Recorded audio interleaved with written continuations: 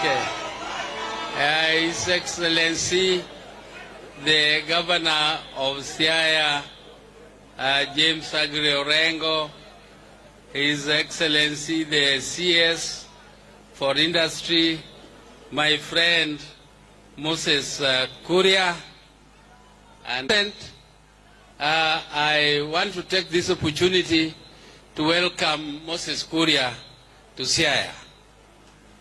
Moses Kuria, my friend, you are welcome to Siaya, and you will realize that Siaya people are very, very friendly people.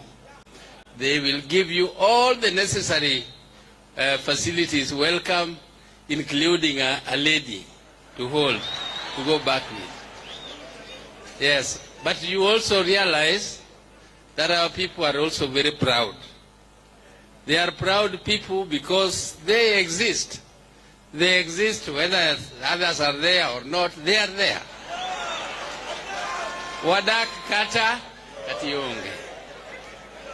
And therefore, we also want to tell you that our people are very hardworking. They are very hardworking and they produce their own food. This is not a food relief area. We are never included in the list of those who get food relief. So when you see us putting sufurias on the head, it is not because we don't have food, but because we are sympathizing with all the other Kenyans who are suffering because they have no food.